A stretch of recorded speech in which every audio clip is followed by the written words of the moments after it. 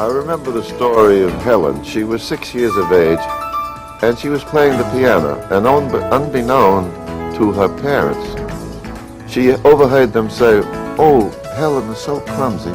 She'll never be able to play the piano well." So ever thereafter, whenever Helen played the piano, she played clumsily to prove to the world that what her parents said about her was true. When she grew up and she was 13 and 14, she always played clumsily to prove to the world that what her parents said were true. Not only that, when she used her fingers to sew and to cook, she was clumsy to prove to the world that what her parents said about her was true. I said to her, "My dear child, you can't be held responsible for the actions of other people, even if they be your parents. Your parents probably meant that you were clumsy at that time. You weren't thinking of your piano playing. They didn't meant to think that you were clumsy forever." Yes. She got the message, so she removed that little scar within her, because a year later, she played better. 90% of the men and women alive today have an image of themselves as distorted as the reflection in a fun house mirror. Since they see themselves as distorted and warped, they act that way. The first and basic truth of cybernetics, the one you must learn in order to unlock the door to a better life, is image is all. The full implications of this all-important truth started to take shape more than 30 years ago, as a young plastic surgeon began to sort through the photographs that were the record of his professional accomplishments. By giving his patients a new face, he often found he had given them a new self-image. It was no longer necessary for them to hate themselves and to believe everyone else hated them too. But always, there were a few puzzling exceptions. Girls made beautiful again, men saved from ugliness, with no change in their personality. It was then Dr. Maltz began to be fully aware of the implications of self-image. What you are and look like to the rest of the world means nothing. All that counts is what you look like to yourself. You are happy or unhappy, sick or well, successful or unsuccessful, only as your own self-image demands that you be. That plastic surgeon was Dr. Maltz. And it was then he began to be aware of the importance of the self-image. Today, Dr. Maltz is internationally famous. Millions have read about Dr. Maltz and his discovery, and still more have heard about him. Well, that was in 1967. Here we are, nearly 30 years later. The original Psycho-Cybernetics book continues to be a resilient bestseller, largely thanks to one person telling another how it has changed their life. Over 30 million people worldwide have been positively influenced by Dr. Maltz's work. Now, you're about to benefit from the ultimate system for personal success based on all of Dr. Maltz's works, Zero Resistance Living. First, though, we'll travel back in time and sit in as Dr. Maltz personally discusses the important history of Psycho-Cybernetics. Why is self-image so important? The self-image sets the boundaries of human accomplishment. It is the key to your personality, to your behavior, to your character. Enlarge the scope of your self-image through confidence, and you enlarge the scope of what you can do in this world to reach self-fulfillment. Most people have an idea that they are either born to succeed or born to fail, that they're happiness prone or unhappiness prone. That is not true. Many years ago, a beautiful young girl of 18, Anna by name, came to my office. She was in an auto accident. Her left cheek was disfigured. I gave her back her beauty. She looked into the mirror and said, "I don't see any difference." I showed her the pictures taken immediately after the accident, showing her scar. She looked at the pictures, then into the mirror, and finally said, "Well, I see a difference, but I don't feel any different." I probed into her background, into her past, and ascertained that 2 years before the accident, she was engaged to a young man who suddenly ran off and married someone else. That left her with hurt feelings, with feelings of depression, resentment, that she was nobody. In other words, she had an inner scar long before she had the scar on her face. I said to her, "My dear child, you can't be held responsible for the actions of someone else."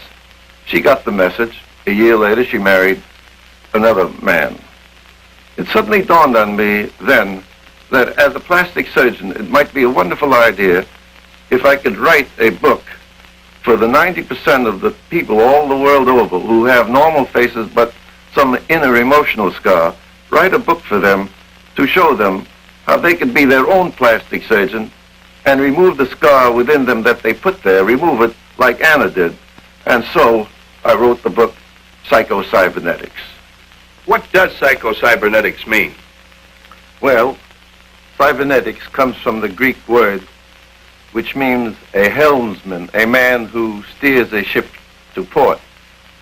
And Psycho-Cybernetics means steering your mind to a productive, useful goal so that you too can reach port. And what is your port? Peace of mind. My friend Salvador Dali, the famous Spanish painter, gave me a painting of his concept of Psycho-Cybernetics. In the center of this painting is a world divided in two parts. The left is a world in shadow from frustration. Here you have man's image shrunken to the size of a small potato, moving away from reality, from the world, towards the black angel of destruction. Below you see a ship without any sails, about to capsize in the rough seas of frustration. The other half of man's inner world is a world of sunlight through confidence. Here man's image is 10 feet tall, and he's walking towards the sun. A swallow is flying toward the sun. Below, you see a ship in calm waters about to reach port. And what is this port? Peace of mind. And so we, as individuals, must realize that we have two worlds within us. A world in shadow from frustration and a world in sunlight from confidence. And we can easily learn to walk away from this shadowed world of frustration into the dawn of a new world through confidence. Therefore, the first fundamentally important lesson of Psycho-Cybernetics is that you have a self-image and that you can change your self-image. I've heard that people are going to be the way they always are going to be by the time they're in grade school. How can older people change?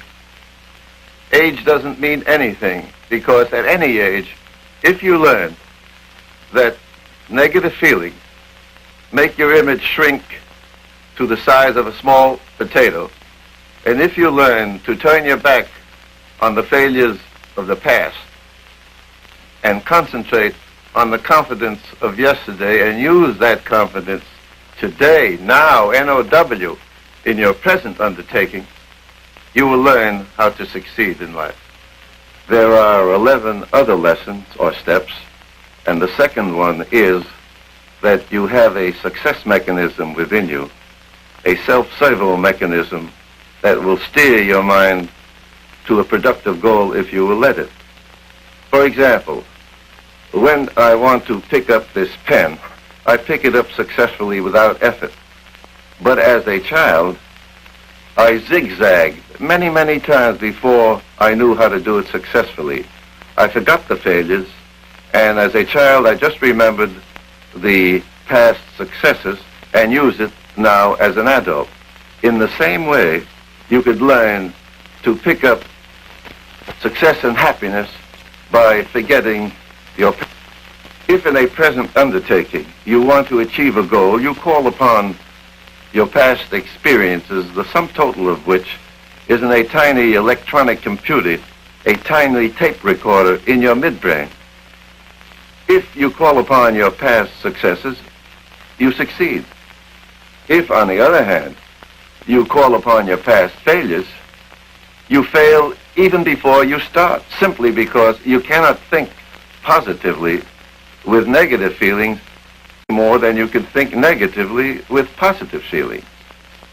Therefore, your first two lessons of creative psycho-cybernetics are, one, that you have a self-image and that you can improve it.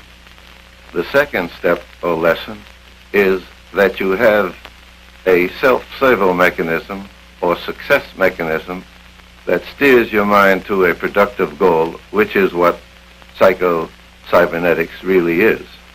Your third important lesson teaches you that you can use your imagination either constructively or destructively. How can a person make his imagination either positive or negative? Well, because you are the product of your imagination, win, lose, or draw. If a boy at school thinks he's stupid because he was told he was stupid, he will act and prove to the world that he is stupid. If a salesman who has failed in one undertaking feels that he's a failure, he will always act as a failure to prove to the world he's a failure. When people who are in a habit of shortchanging themselves realize the potential within them, that they can rise to their full stature of self-respect as somebody, the results are fantastic. They realize that they're better than what they think they are through psycho-cybernetics. The whole secret of reaching self-fulfillment and self-respect and success as a human being by remembering, and remembering only this, that is the opinion of yourself that counts. If you think well of yourself because of some accomplishment and have that confidence which brings a smile to your self-image, you will succeed. On the other hand, if you think in negative terms because of some frustration, believing that you are a failure because of that one error, you will fail unless you change your self-image like Anna did. Can a person do this by themselves, or do they need some sort of help? They can do that absolutely by themselves if they realize that most people shortchange themselves. They think because they fail, they're a failure. A mistake doesn't make a failure. The business of living is to rise above a mistake. That's what success is, not just being successful. The whole business of success is the capacity to rise above a blunder, a failure. And that's how you do it, by using your imagination constructively. The fourth lesson of psycho-cybernetics teaches you not only to think creatively, but act creatively. You learn to reach your goal by exercising your servo mechanism, your success mechanism, refusing to be sidetracked by negative feelings. You learn to do one thing at a time. You learn to live in the present. The past is forgotten, lost in the tomb of time. If a situation in the present defies solution, you sleep on it, not with it. And in that way you permit your success mechanism to work subconsciously while you sleep. Will this work on everyone? It'll work on anyone who has negative feelings. And all of us at some time have negative feelings. But I'd like to stress one point. When I talk about frustration, I don't mean frustration during a day. Everyone has that. What I'm talking specifically about is chronic frustration, the problems of yesterday that you continually bring in to every day, where you carry 45 pounds of extra mental weight on your mental back. It's the repetition of this kind of negative feeling of the past that you carry into the present that makes it chronic frustration that I'm opposed to, and that you can turn your back on these negative feelings by concentrating on the past only if you remember the confidence of the past.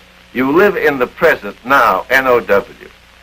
And you also learn the art of relaxation, which is the fifth important lesson of psycho-cybernetics. How do you relax with confidence so you can achieve success? You can program success like a computer is programmed. And you do that by forgetting your past failures, refusing to permit negative feelings of yesterday to dominate your chances for success today. Instead, you concentrate on your successes, on the confidence of past successes that you use in the present. You improve your self-image when you learn the important aspect of relaxation. One, you forgive others with no strings attached. Two, you forgive yourself. Three, you see yourself at your best as a person of confidence.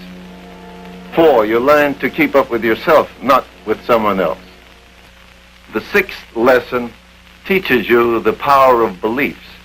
Now, these beliefs can be either true or false, but if you believe them, you'll act that part. Beliefs become habits, and habits are nothing more than self-hypnosis, just like you learn to brush your teeth.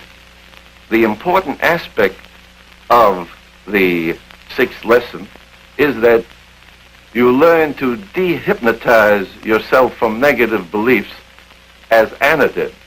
You learn to live happily and successfully. There are 3 8-hour periods to a day. 8 hours for work, 8 hours for relaxation, and 8 hours for sleep. And those 8-hour periods, those middle 8-hour periods are very vital to you. You are a king or a queen during those 8 hours. Who asked you to bring the troubles of your office into your home? Who asked you to bring the troubles of your home into your office? During those middle 8-hour periods, you learn to improve your self-image by concentrating on your success, and you make your image grow as tall as you want it to be. Which brings us to the 7th lesson, the quest for happiness. Believe it or not, happiness is a habit. You mean unhappiness is a habit too? It's just as much a habit as happiness, and it's just as easy to be happy as unhappy.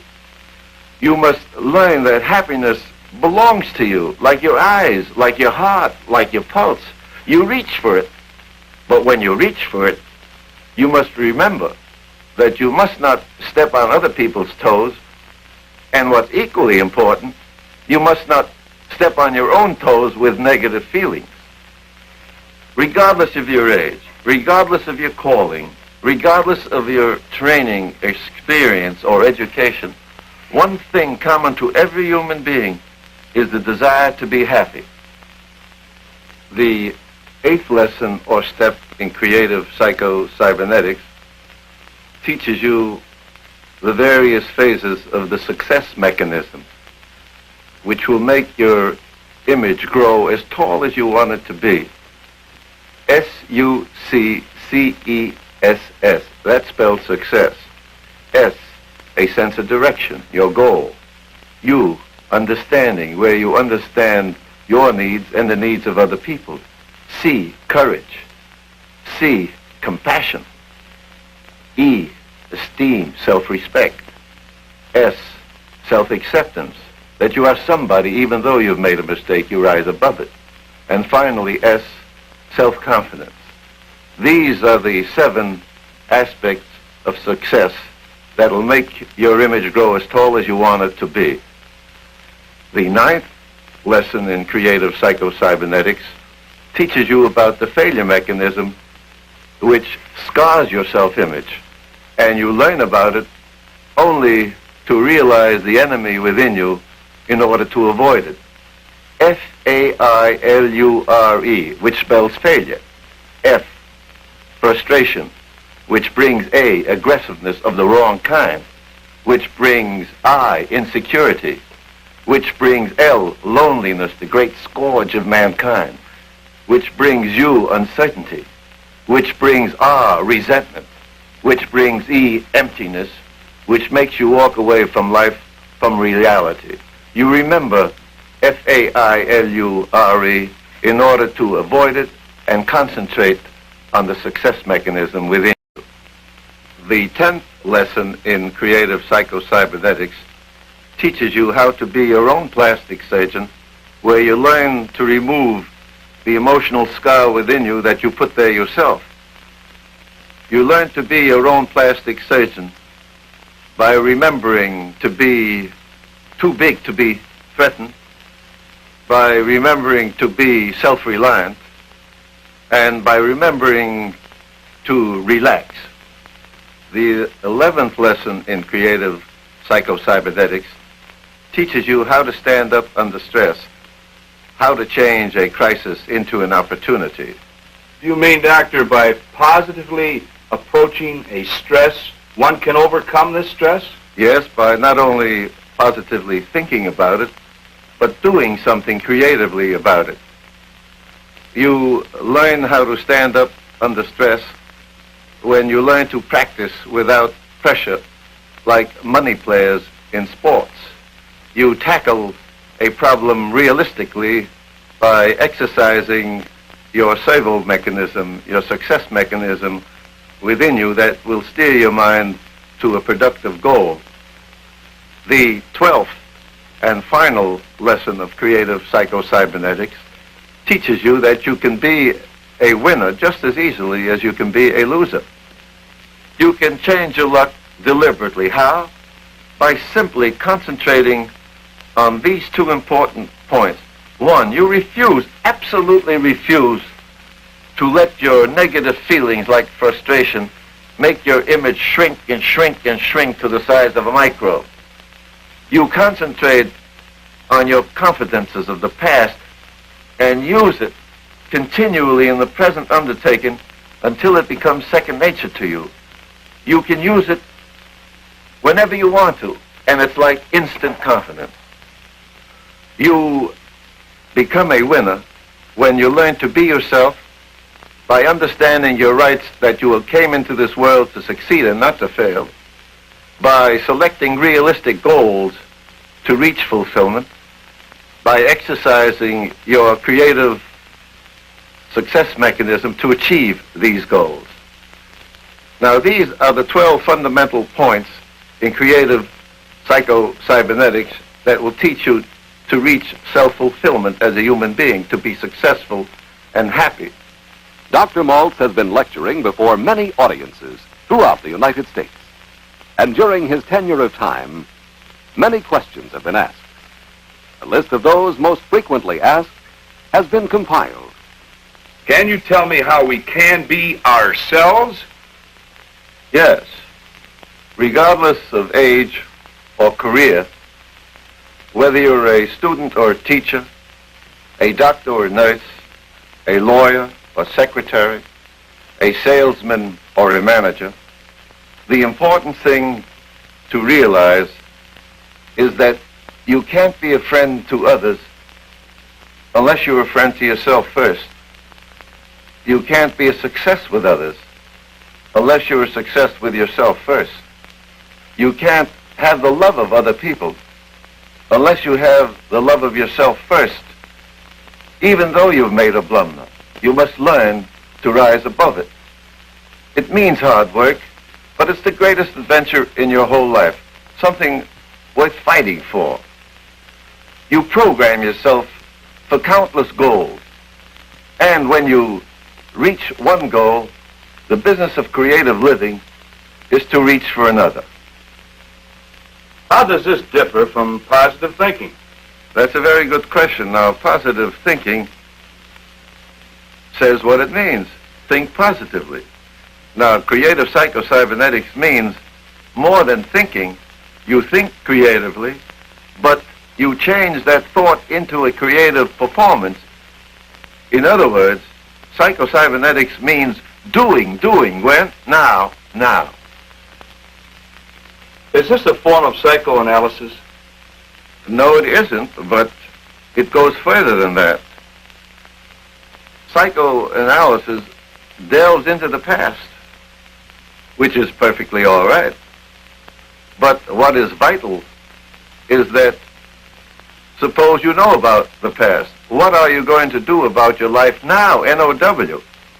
And creative psycho-cybernetics means living creatively now, regardless of what the past is. Dr. Maltz's remarkable insight into human behavior and performance improvement spread through all sports, corporate America, and the professions. Today, thousands are rediscovering the power of Psycho-Cybernetics, and thousands more are discovering these ideas for the first time. In any case, the techniques developed by Dr. Maltz were far ahead of the time, and they are timeless. Maybe even more important and valuable today than ever before. Let's take a look at some of these key ideas. One of my problems in playing the trumpet, as well as other areas of my life, is I can rehearse something over and over again, but the minute I get in a tense situation or get in public or have a solo or an exposed part, I make a mistake. Well, as I begin to listen to the tapes and put into practice the ideas in that, I discovered that wasn't the real me that was making the mistakes. And as soon as I discovered who I really was and was able to put to work the exercises, the relaxation, then when I came to those scary spots in public and I began to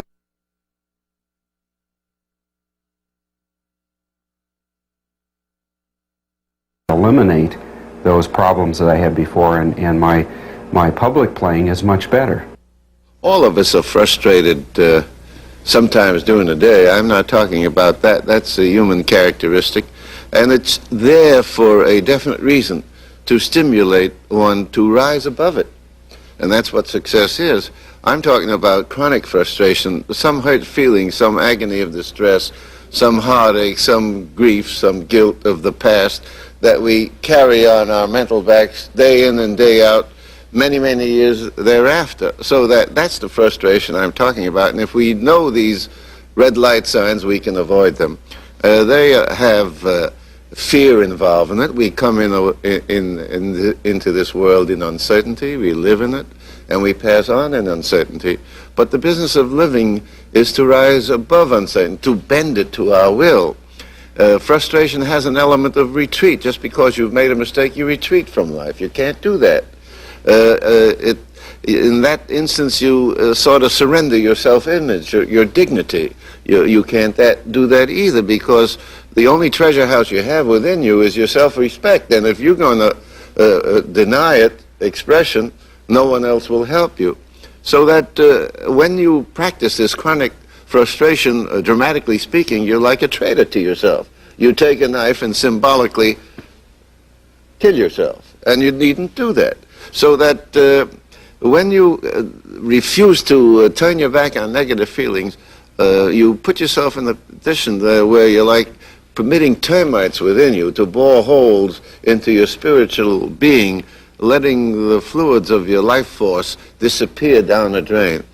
When people realize these dramatic aspects of it, that when you just hold on to negative feelings constantly, and that you're no more than a failure just because you failed, in these instances you practice chronic frustration and you become much less than what you're capable of being.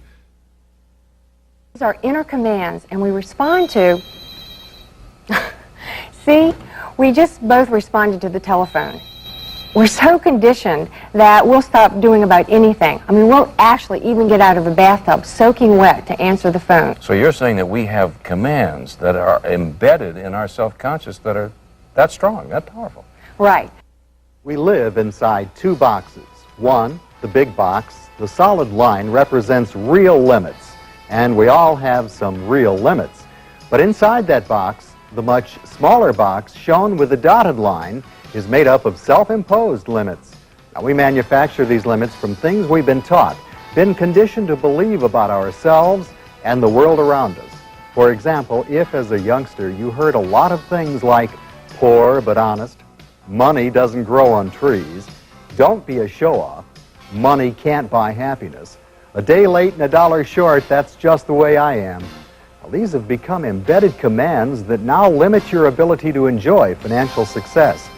But did these ideas come from people qualified to teach you about financial success? Echolalia is a medical term for the repetition of words and phrases picked up from others until they become beliefs. These inner limitations set your thermostats and restrict your ability to learn, to enjoy health, to relax, to handle stress, even to love. Psycho-Cybernetics gives you many skills for resetting your thermostats and expanding your abilities. These skills make things that are now difficult for you remarkably easy. Lee, how does the automatic success mechanism work? Well, if you'll get on this bicycle, I'll show you. I was afraid of that. Okay, now I'd like for you to put your feet up on the pedals, but don't move forward. Oh,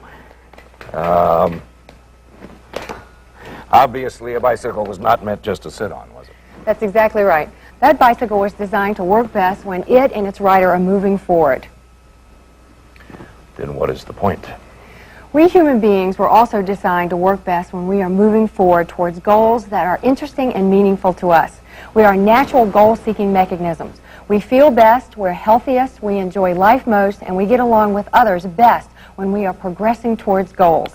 I buy that. I'm at my best when I'm working towards a goal, but then why don't more people actually set goals and achieve their goals? Many people sabotage their goal-seeking mechanism with doubts, worry, frustration, confusion, and insecurity. Some people are boxed in by their past programming and embedded commands. When they try to use goals, they don't get good results because of all that interference. So Psycho-Cybernetics can actually get rid of all of the interference that we have in our lives. That's right. Dr. Maltz used the principles of missile navigation technology to develop skills that lock people in on their goals, totally insulated from negative interference. It starts with a psycho-cybernetic skill called clearing the calculator. Before you can use this calculator to solve new problems, you have to hit the clear button and clear it of old data and old problems. When Dr. Maltz talks about emotional surgery, he's clearing out all the old negative data and interference so that the automatic success mechanism is free to work. That's exactly right. Let's look at another one of these skills. Okay. This one is called rehearsal in the theater of your mind. Watch the monitor and we'll see how it works. Famous champion golfer Ben Hogan told Time magazine that he made each golf shot in his imagination, not just visualizing it, but actually feeling it, experiencing it before making the shot. Ben said this gave him perfect muscle memory. Synthetic successful experience leads to actual successful experience. Through rehearsal in the theater of your mind, you can build up success reflexes and automatic success behaviors. Here's how this works in everyday life. I first got a copy of Psycho-Cybernetics about 10 years ago when I was training heavily for the Olympics. And I especially enjoyed the theater of your mind concept. Visualizing something in the theater of your mind and seeing it happen right before your eyes, even though it hasn't happened yet. And that worked with me in my training, and the achievements I've made, I think I can attribute a lot of them to the visualization techniques that I was able to use. And now with Liberty Financial, we founded it in 1986. The company is currently growing at 15% a month, and I'm just constantly visualizing, and I'm constantly achieving as a result of the visualization. And I think anybody who gets a hold of this course is going to find the same results I did. Every day, or every evening actually, before the next day comes about when I'm going to do a surgery, I will go over that surgery in my mind. The other way it works is, of course, when you have to do something new and it becomes stressful that perhaps you're not up for that task. We've recently designed a new joint for a thumb, and I remember the first time we did it. It was a very stressful situation. But by realizing previous successes, previous things that we had done in surgery or in dealing with patients, it made it that much easier because you go in with a sense of confidence. It happens that Salvador Dali, a very dear friend of mine, this famous Spanish painter, gave me a painting of his concept of psycho-cybernetics. He had a world in it, and one half of the world was in shadow from frustration, where man's image has shrunken to the size of a small potato. The other half is in sunlight from confidence. And there man's image is 10 feet tall, and he's walking towards the sun. What is he trying to say? That's the whole essence of psycho-cybernetics. We're a composite, a combination of heartaches and happiness, of misfortunes and good luck. And we must realize that frustrations are there for us to rise above it. and to turn it into a kinetic, productive force of confidence. Now, what is confidence? Is your capacity to rise above a mistake. So when you take the trick of the moneyed players in sports, now what happens with them? They're in a contest. They're out to win. Now suppose they lose. They're not going to carry that loss into the next contest the next day. It reminds me of the time that when Babe Ruth struck out, one reporter said to him, "Babe, what do you think about when you strike out?" He said, "Well, I think of hitting home runs." Now that's the point of living. You don't remember the thousands of times Babe Ruth struck out, but you remember that he was a SWAT king. And if he had remembered the thousands of times he struck out every time, he He'd wouldn't have never been hit the the SWAT ball. king. Absolutely. So the point of the matter is, you think of the past, if you have to, of your confidences. The business of creative living, of Psycho-Cybernetics, which is the basis of our workshop that we're going to start this month, the 23rd and 25th of January at Marriott House, is just this, the essence of it. What are you going to be in life, a person of frustration or a person of confidence? And it's up to you to make the decision. When you look in the mirror, you're going to say, what kind of day is this going to be for me, Charlie, old boy? What kind of day is it going to be for me, Betsy, baby? You make the decision. And you make the decision by remembering the money players in sports. When they lose a contest, the next day they're out to win, and that's what life should be. Now it's time to begin our 12-week adventure with Dr. Maltz's Zero Resistance Living program.